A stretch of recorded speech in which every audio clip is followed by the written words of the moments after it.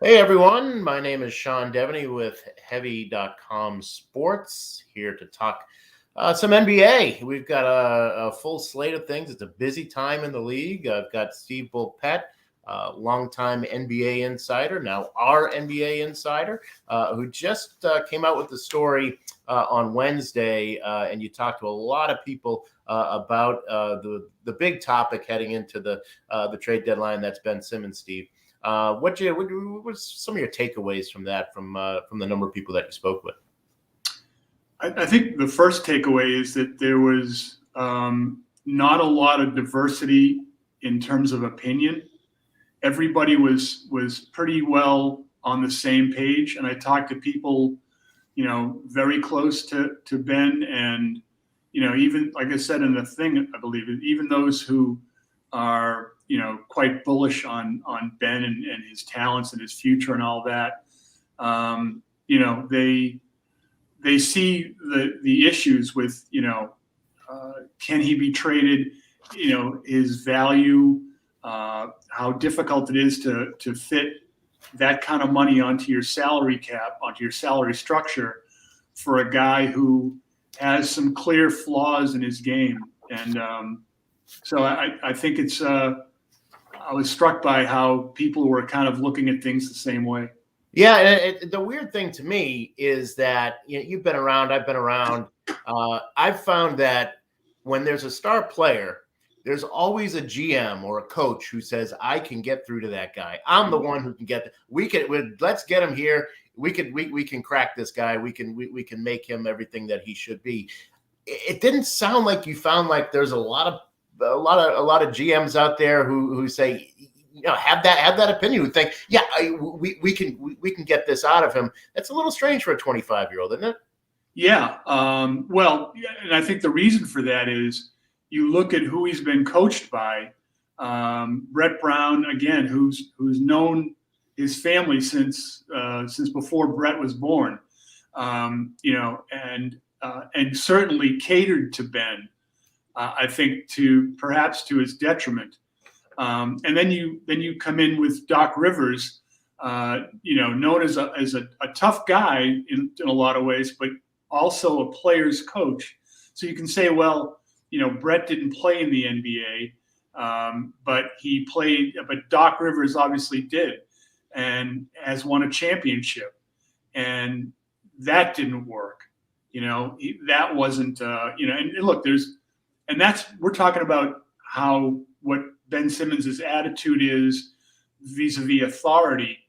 And we're not even talking about his game yet and the flaws therein. Yeah. So yeah, and I thought one of the great quotes I think that you got in that piece was when one of the folks you spoke with said, Brett Brown is somebody that Ben has known all his life.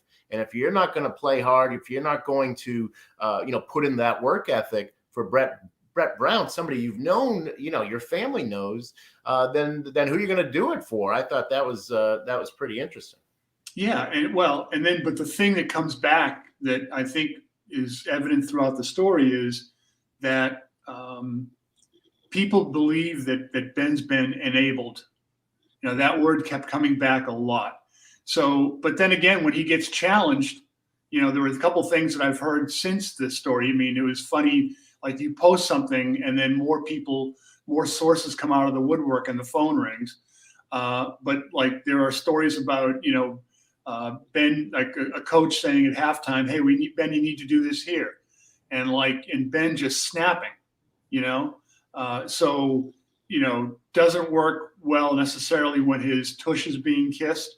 Yeah. And then when he's being challenged, that's not the way either. So, how do you, is there a third way? I don't know, a cattle prod. I'm not sure, but I don't think the union would be on board with that. But I think it's part of the next CBA negotiation. Right. I do think back to like when they were doing the process and Sam Hinkie was there, and I had a lot of people telling me, and certainly you heard it on. Not just telling me. I mean, there are a lot of people were saying this. Jeff Van Gundy. I know Grant Hill told me this, that the thing that they were running the risk of is creating a losing culture. And I don't think it happened with I mean, obviously Embiid, I think we can categorize him as a winning player, but I just wonder if that whole process thing, if Ben Simmons is sort of the negative result of that. I don't think so at all. I think, No. like in baseball, they say momentum is the next day's starting pitcher. I think culture is the character of the people that are in the program. And, in a case of like, Mr. The Process, Joel Embiid, he was, the stories about him, negative stories about him were legendary his first couple of years. Yeah. We're trying to get his weight down. He was injured. They'd bring in all this healthy food. They'd show up a week later. The healthy food would still be there. There'd be pizza boxes strewn around. But there was a point where Joel Embiid grew up. And when Joel Embiid decided, hey, I'm going to be a player, I'm going to play, that changed the fortune of the Philadelphia 76ers dramatically. That's what it takes. It takes individuals who are competitive. And by the way, if going through a process for a couple of years is able to breed your individual competitiveness out of you, well, that's a personal character flaw. Right. So that's more between Ben Simmons' ears than it is any decision that Sam Hinkie organization made. Yeah. I mean, just look at the guys at LSU. Was LSU as good as it should have been the year that Ben was there? Right. And I think that's the thing that comes back to. And again, when you get a player, they've got to want to be good. And again, in the story, as you saw a lot, the question about would Ben work on his weaknesses? He's a won't shoot from the outside guy, but worse than that, won't work on it. And like one person said, hey, I don't care if he doesn't take another jump shot ever, he's still going to be able to make free throws because that infamous play in Game 7 against the Hawks last year, when he gave up the ball instead of going for the layup or dunk, because he clearly was afraid of going to the free throw line. I think he shot 15 for 45 in that playoff series from the free throw line. Free operative word. And so, but if a guy won't work on his weaknesses, that's crazy. And that shows something that goes beyond X's and O's or anything else, I think. Yeah. Okay. Again, Sean Deveney here with Heavy Sports, and this is Steve Bulpett, a longtime NBA writer, of course. Steve, you spent many, many years covering the Boston Celtics. So let's get into the Celtics a little bit because, one name that came up that Woj mentioned at the beginning of the week and is somebody I think a lot of Celtics fans, obviously he's a bit of a lightning rod, fair to say, is Marcus Smart. I just wonder in your time covering him, what did you make of Marcus? And do you think, I guess the big question is, do you think that Brad Stevens has the same love for Marcus that Danny Ainge did? I do. I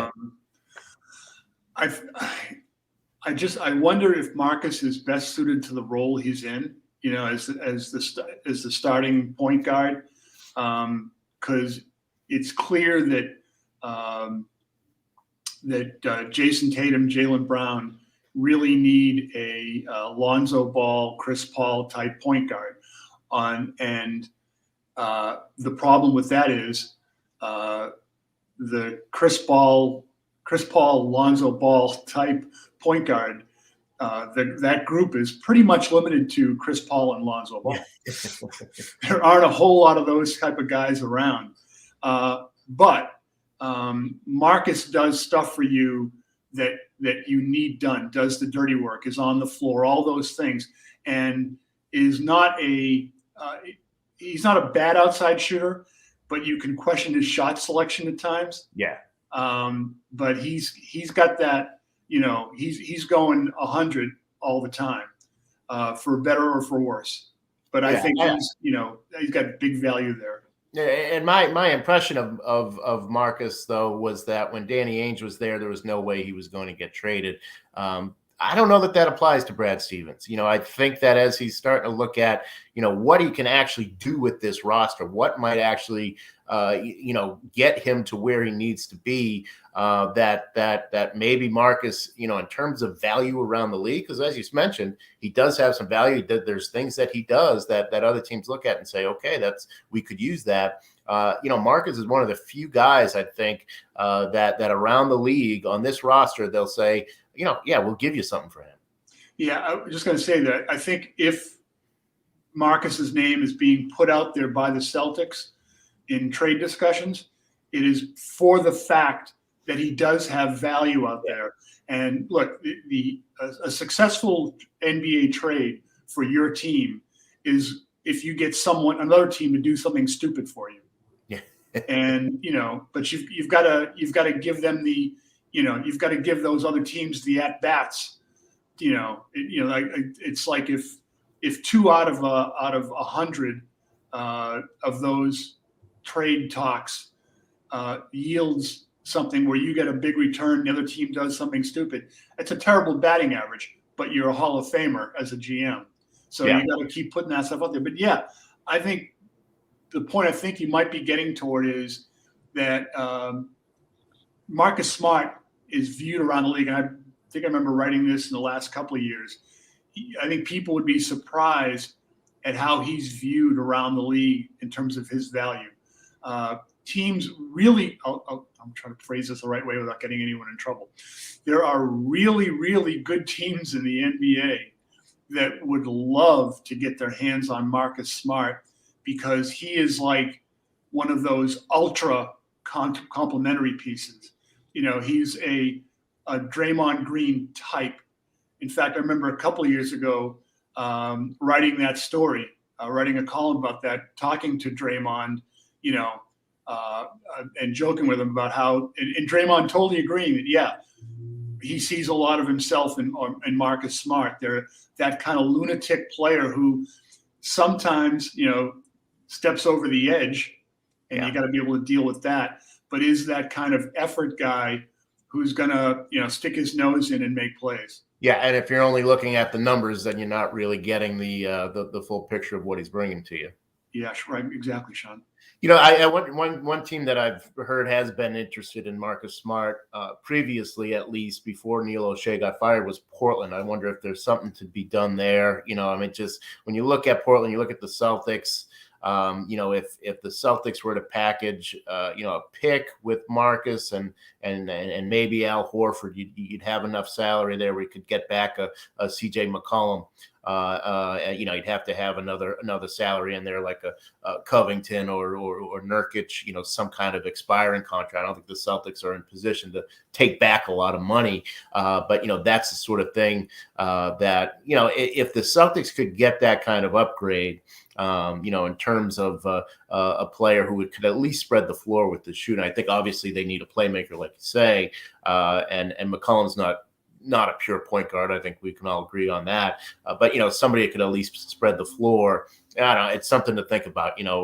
Like you say, though, Marcus does have value around the league. Yeah, see, I think there are some shooters on the Celtic roster that need to play. They've gone heavily with Dennis Schroeder, who's had some tremendous games. But we saw as a rookie what Peyton Pritchard did. And in terms of and the best thing he does for you is push the pace. And the Celtics are one of the, if not the slowest team in the league in terms of pace. And today's NBA, especially when you have defenses that are going to be geared to stopping a Jason Tatum, it is imperative that you get down the floor and play against the defense before it gets set. And people say like now fast break basketball is largely gone out of the game. Except for on turnovers, but opportunity baskets. But I think it's even more. And the reason for that is, in the old days, the thing was follow your shot when you miss. Now they don't follow your shot. They want you to get back. They want to make sure you're back. But even in that mode, you still, I think, have to play fast break basketball, get the ball to the other end as fast as you can, because then you can run your secondary break. You can hit a trailer. but the bottom line is playing against a defense before it gets set.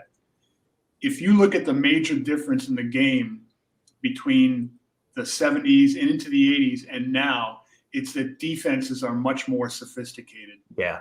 Back then it was just guard your guy. Yeah. And then when Don Nelson with the Bucks brought in the double down defense, because the game was let's dump it into the low post, him sending a guy down there, ooh, this was crazy. Now you've got defenses that are much more sophisticated, and it behooves you to play against the defense before it gets into its steam. Yeah.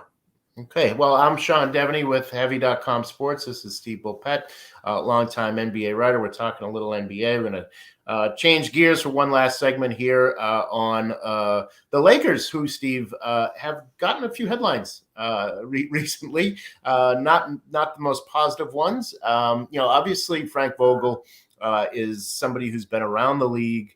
Has done a good job with the teams that he's had. He is under fire, I think it's fair to say. Hard to say from whom, if it's Kurt Rambis of all people who's got him under fire. But how does a coach handle something like that? And from what you know of Frank over the years, how do you think he's going to handle this? I think Frank will handle it fine, because I think he realizes, hey, there's a certain element of this that's just not personal. I've known Frank since he was working on the video staff at the Celtics. He was, he had been a manager in college, so I think he recognizes that there's a certain element of, hey, this is good fortune for any of us to be in these positions, and I don't think he's going to go crazy with this. I think in terms of whether he should be on the hot seat, I think absolutely not. And in terms of who's going to drive that decision, there's a guy, can't think of his first name, but his last name is James. Anyway. I think I heard of him. Yeah. I think, look, he's the guy that if he comes out and says, hey, this is our coach. And I think, when you have a guy like Frank Vogel, who is certainly going to, and put insert what he thinks is best for the team. If you're a LeBron James, you got to want to play for a guy like that. You got to be concerned about what comes next. So I think it's important for like LeBron and these guys to step up and say, yeah, this is on us. I haven't seen. I know. Look, I've watched a lot of Lakers this year, and maybe I've missed something, but I haven't seen Frank Vogel miss a shot. Yeah. And you've got the whole Russell Westbrook thing, and that could be a case. He could be a case study in himself as far as how he impacts teams. Yeah, exactly. And that kind of brings me to the possibility of what happens if they do replace Frank Vogel. I think David Fizdale is he's on the bench. He's sort of. Every team does that, right? They sort of have an assistant coach, and it's sort of an unspoken thing that if the head coach gets fired, he's going to be the guy. It happened with Luke Walton in Sacramento, for example. You kind of knew that Alvin Gentry was there to be the guy in case Luke Walton gets fired. Every team sort of does that, and it seems like that's it with David Fizdale. But a name that's kind of gotten bandied about, in the rumor mill. From what I've heard is Mike D'Antoni. I wonder if that would be something crazy to if they fire Frank Vogel, his defensive-minded coach always has been, to go from that to go toward 7 seconds or less, and Mike D'Antoni's adjusted his style a little bit, but to go to such an offensive-minded coach, I don't know. Maybe the team needs to just kind of lean into the offense and say, hey, we're never going to be a defensive team. Well, if you're thinking about bringing in a guy like D'Antoni and having a system that anywhere approximates, the 7 seconds or less type of offense, with a team that, if you look closely, sometimes when the Lakers are coming up the court, you'll see the AARP cards falling out of their socks. Right. I'm not sure that's the wisest option. Look, the Lakers, and I, as much fun as it is to look at that collection and make the jokes, The Laker girls being replaced by the Golden Girls. Okay, bad jokes. I didn't say Bad that. jokes. Bad jokes. Thank yeah, you. we've got plenty of those. It's okay. I'll show myself out. But I'm not spazzing out about their regular season stuff. If they're in any kind of good position, and you've got to factor in the Anthony Davis injury for maybe being partly where they are now.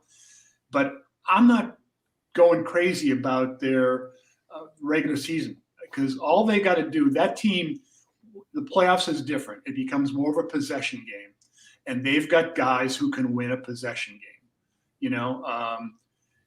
I think the wild card there is Westbrook and what he's going to shoot or whatever. But LeBron with the ball in his hands and Anthony Davis on the floor as a counterpoint. Give me that, and I'll take my chances in a playoff where, again, it's limited. There aren't back-to-back games, and all that stuff. So anyone that's going to write off the Lakers, I think it'd be crazy. It's certainly hard at the when you have a team with this level of dysfunction, and at least it's outward dysfunction. Things might be fine in the locker room, but you rarely see a team though bounce back from having the kind of regular season the Lakers have had so far, and all of a sudden pull it together in the playoffs. Yeah, but again, there's LeBron, and he's the kind of guy that has, his toughness makes Anthony Davis a better player. Anthony Davis, there's been issues about him, since he started. But Russell Westbrook, I think that's the part they've got to figure out. How does he fit in? How does he best fit in? And is he willing to fit in the way that he best fits in? Because obviously there's, hard to deny, the talents and the ways that could help the team. But, when you've got LeBron in the middle of your batting order, if we're doing baseball analogies, then it might be a little bit weird to look at Fizdale at your third base coach, which is generally the guy that takes over as manager when the manager gets the game. Yeah. Well, thanks a lot, Steve. Really appreciate it. And thanks everyone who joined us this morning. And we'll be back soon with more Heavy on the NBA.